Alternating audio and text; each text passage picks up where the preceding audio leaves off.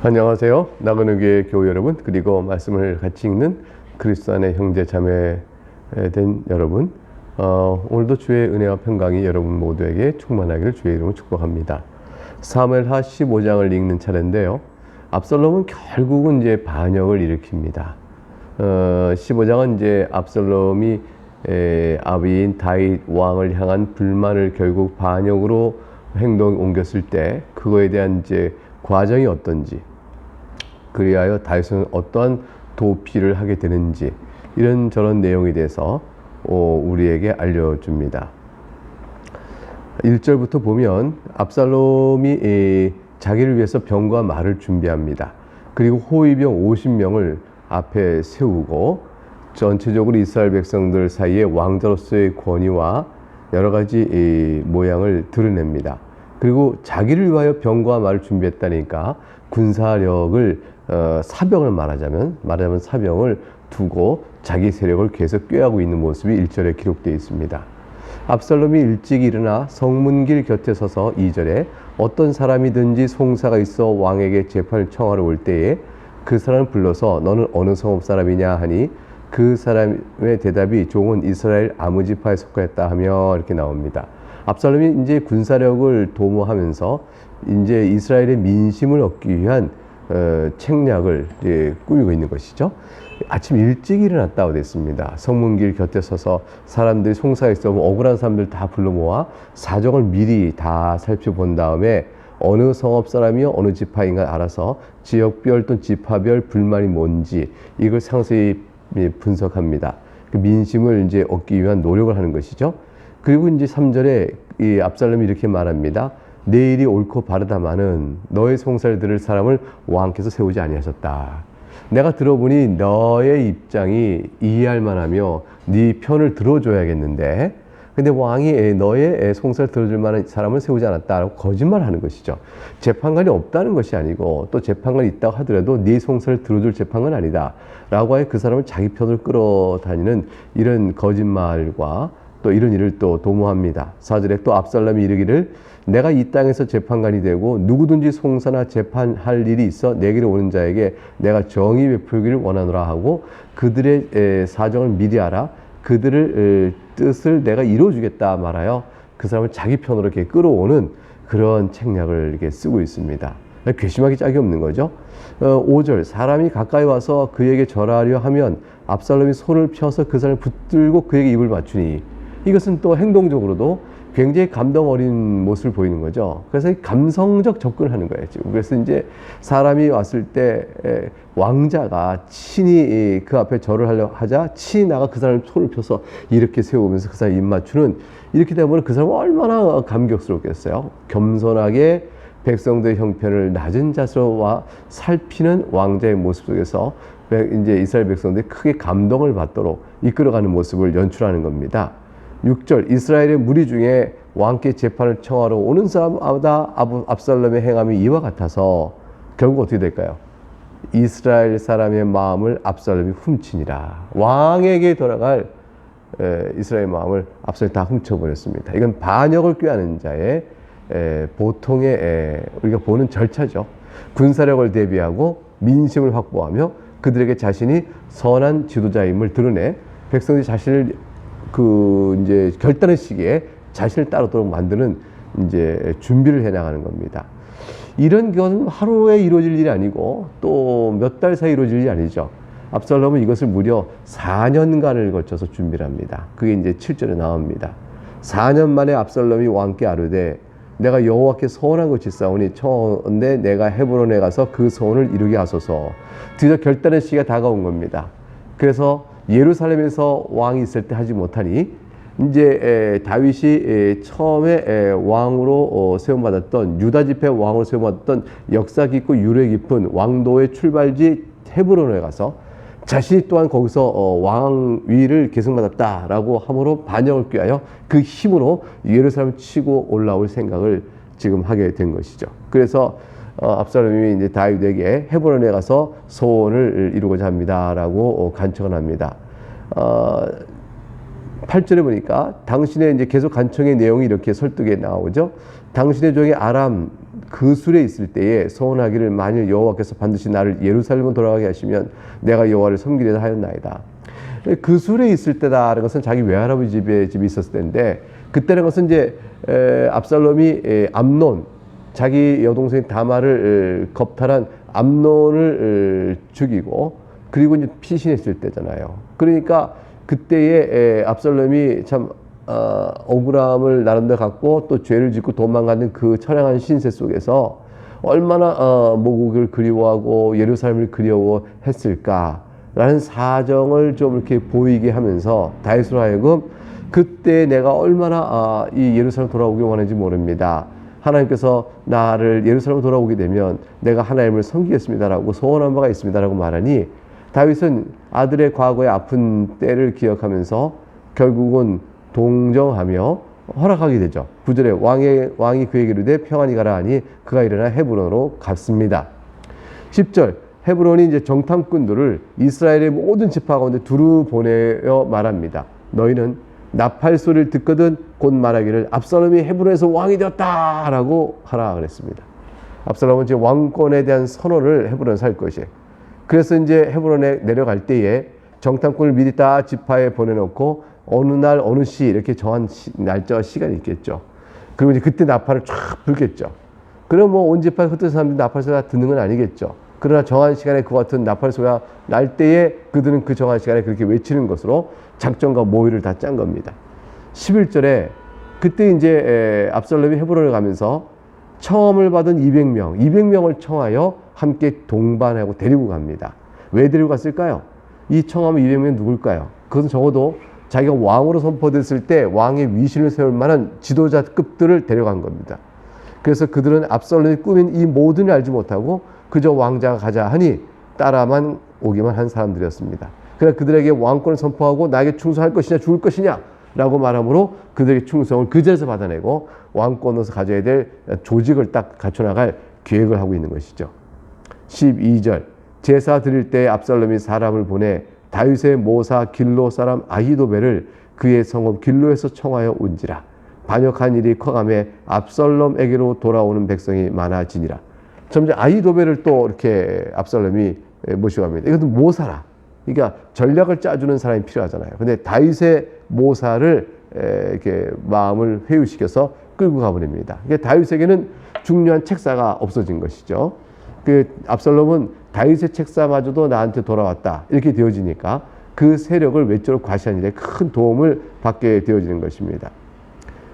결국 압살롬이 만반의 준비를 갖춘 것만큼 실제 세력을 모으는 데 성공을 하는 것으로 기록되어 나갑니다. 이 말을 압살롬에게 돌아오는 백성이 많아지니라 하는 말로 표현하고 있죠. 뜻밖의 일이죠. 다윗 왕 같은 왕이 어디 있어요. 그러니까 모든 유다와 이스라엘 모든 백성이 다윗이 우리의 왕이요 하나님께 세우신 자라 라고 말하면서 다윗을 따르고 압살롬에 대해서 그럼 반역이다 이렇게 말할 것 같은데 왜 압살롬을 따르는 백성이 점점 더 많아지고 세력이 커졌을까요?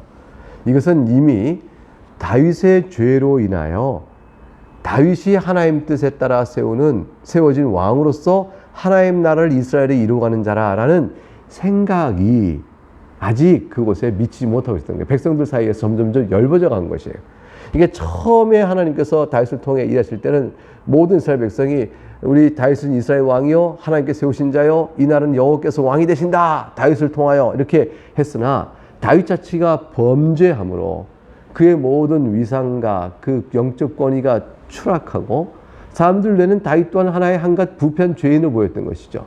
그러니까 왕적 통치의 권위가 무너지면서 백성들은 더 이상 다윗이어야 한다는 생각을 하지 않게 되어지고 결국 상황에 따라서 흔들려 버린 모양이 되고 만 것입니다. 13절에 전령이 다윗에게 와서 말합니다. 헤브론에서 그 사건이 벌어지니까 다급하게 왔겠죠. 왕이시여 이스라엘의 인심이 다 압살롬에게 돌아갔나이다. 반역을 꾀했습니다. 그런데 그 반역을 꾀는 것에 동조하는 이스라엘의 인심이 다 그토록 압살롬에게 돌아갔습니다. 이미 이 말은 뭐예요?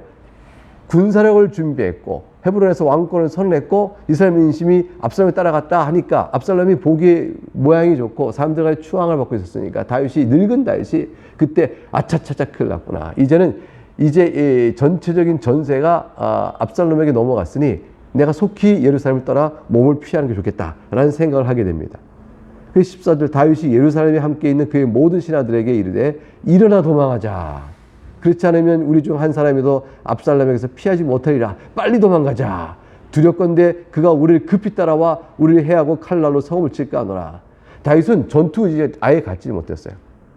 처음부터 전투 의지를 갖지 않고 도망치게 급급했습니다. 도대체 왜 그랬을까요? 가장 좋게 보면 다윗은 압살롬과의 싸움을 통해서 압살롬을 제압하고 자기가 왕권을 다시 공고하기 위해서는 피비린난 싸움이 있어야 되는데 그 싸움 자체를 지금 하려고 할 생각이 의지가 없었다. 전투 의지가 없었다. 아니면 상황을 완전히 패배로 받아들였다.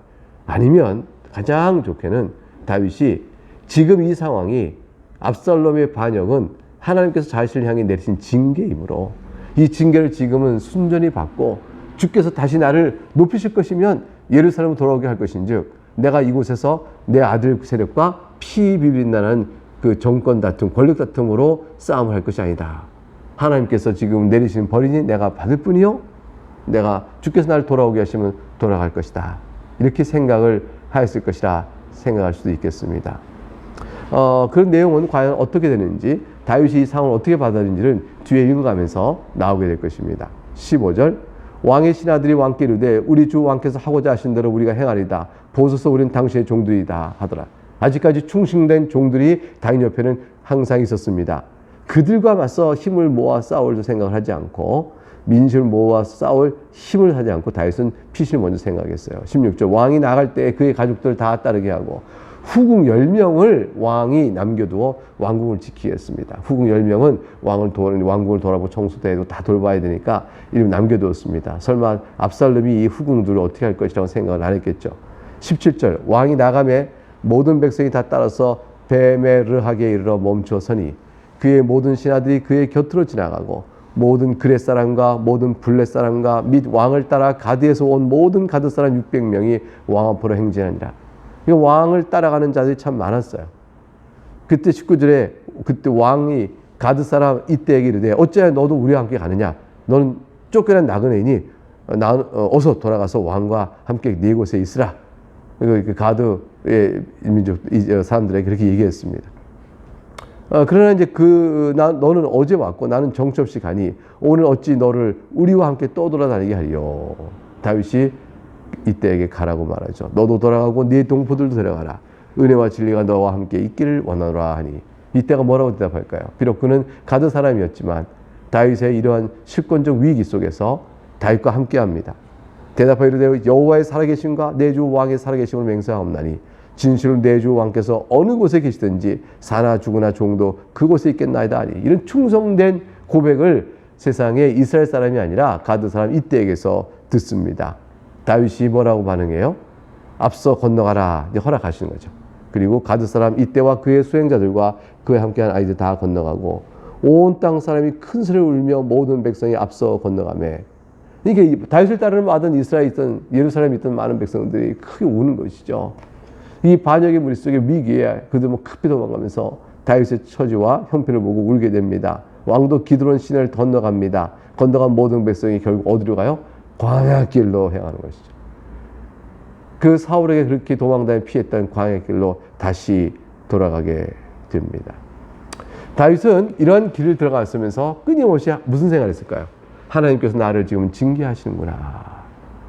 내가 주 앞에서 범죄하였으므로 백성들의 마음을 하나님 앞에서 바로 세우는 데 실패하고 그러니 백성들이 압살롬이 저렇게 자기 세력을 모을 때에 따라가는 일이 많고 여호와의 나라를 세워가는 일이 있어서 여호와의 이름으로 세워진 나의 권위가 이렇게까지 무너져 버렸구나.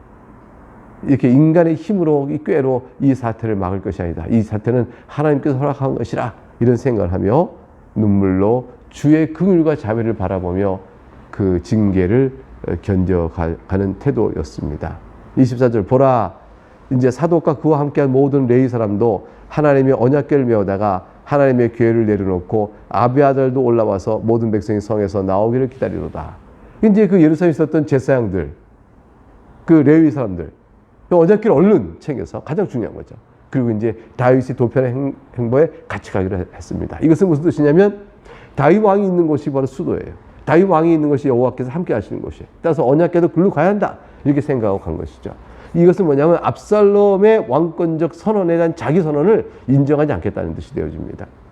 25절 왕이 사독에게 이르되 보라 하나님의 궤를 성읍으로 도로 메어 가라. 만일 내가 여호와 앞에서 은혜를 입으면 도로 나를 인도하사 내게 그 궤와 그 계신 데를 보이시리라. 그러나 그가 이와 같이 말씀하시기를 내가 너를 기뻐하지 아니한다 하시면 종이 여기사오니 선히 여기시는 대로 내게 행하시옵소서 하리라. 왕이 또 제사장 사독에게 이르되 네가 선견자가 아니냐. 너는 너희의 두 아들 곧 네 아들 아히마아스와 아비아달의 아들 요나단을 데리고 평안히 성읍으로 돌아가라.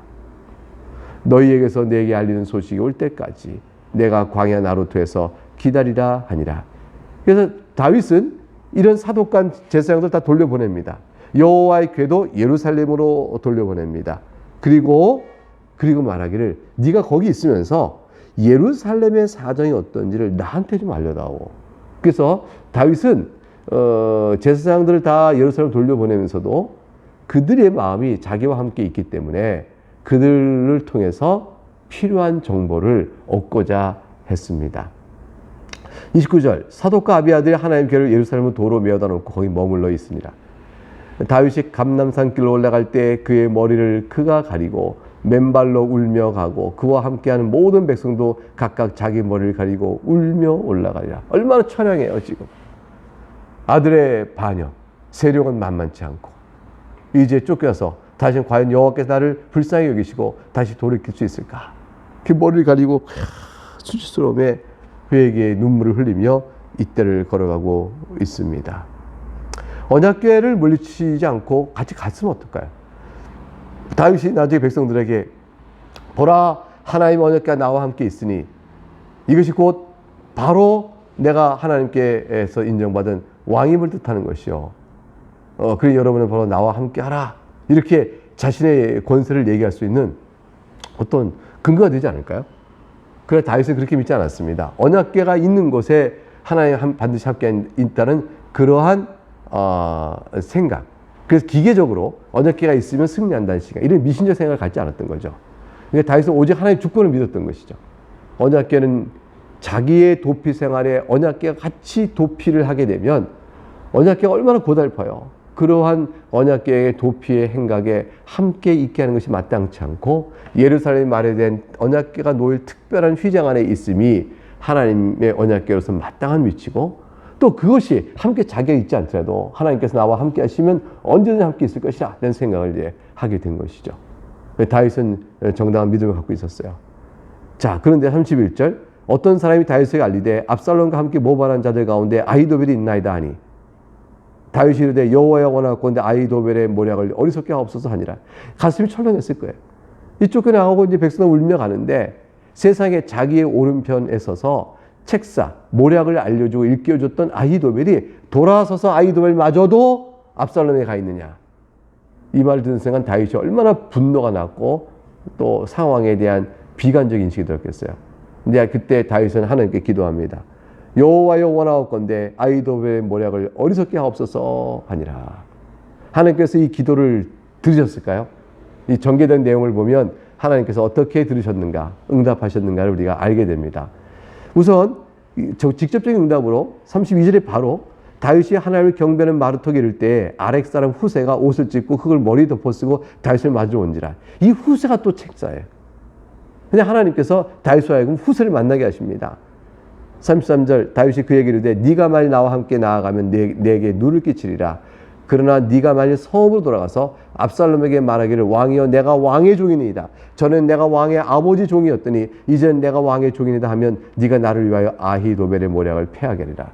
아히도벨의 모략을 패하게 하기 위하여 또 다른 책사가 있었으면 하는데 후세를 만났죠. 그러니까 다윗이 생각이 난 겁니다. 후세를 예루살렘에 붙여야겠다. 다 나를 떠나 압살롬의 편을 드는 이때쯤에 후세도 아히도벨처럼 내가 당신의 아비인 왕 다윗을 떠나서 당신에게 왔습니다라고 말하여 그 압살롬의 마음을 얻게 되어지면 그때 후세가 아히도벨의 모략을 듣고 그거를 이제 패하게 하는 역할을 할 수가 있잖아요. 그러니까 이제 하나님께서 후세를 통하여 그 일을 하게끔 다윗의 기도에 응답하셨다 이렇게 볼 수가 있겠죠. 다윗은 그걸 기대하고 후세를 돌려보냅니다. 35절 사독과 아비아달 두 제사장이 너와 함께 거기 있지 아니하냐. 네가 왕의 궁중에서 무엇을 듣든지 사독과 아비아달 두 제사장에게 알리라. 그 후세가 압살롬과 함께 있을 때에 그곳에서 어떻게 왕과 교통할 수 있습니까? 통신은 사독과 아비아들이 내 편인즉 그에게 말하면 되니라. 이렇게 말하죠. 36절. 그의 두 아들 곧 사독의 아히마스와 아비아들의 요나단이 그들과 함께 거기 있나니 너희가 듣는 모든 것을 그들의 편에 내게 소식을 알리지나 하는지라. 그 후세가 좋은 생각입니다 하고 해서 후세는 이제 그 성읍으로 들어갑니다. 다윗의 친구 후세라. 다윗의 편인 후세라. 후세가 이제 성읍으로 들어가죠. 압살롬도 예루살렘 들어갔습니다. 후세가 압살롬의 마음을 사서 과연 책사를 붙어서 이 일을 다윗의 이 지금 계획을 성사시킬 수 있을까요? 하나님께서 하시는 일을 봐야겠죠. 이제 그리하여 이 뒤에 내일부터 살필 모든 내용을 통해서 지금 다윗이 기도했던 바 또는 꾀를 전략을 세웠던 바가 과연 어떻게 드러나는지, 또 압살롬의 횡포와 그들의 왕의 선언에서 압살롬이 마음에 둔 일이 도대체 무엇인지, 그걸 통해서 하나님의 다윗을 향한 징계는 어떻게 드러나는 것인지, 다윗은 그 징계 앞에 어떤 태도를 받는지, 이 모든 것들의 내용이 지금 이제 계속 우리가 내일 살필 16장에서 이어져 갈 것입니다. 우리는 다윗이 하나님 앞에서 죄를 범하고 영적으로 도덕적으로 무력해지고 또 나약해진 그 상황 속에서 도리어 다시 또 하나님의 징계를 그 어두운 시기를 어떻게 지나가며 하나님의 은총을 다시 회복하는지, 그런 내용을 또 우리는 관심 있게 성경을 통해 살피게 되는 것입니다. 오늘 여기까지 읽겠습니다. 감사합니다.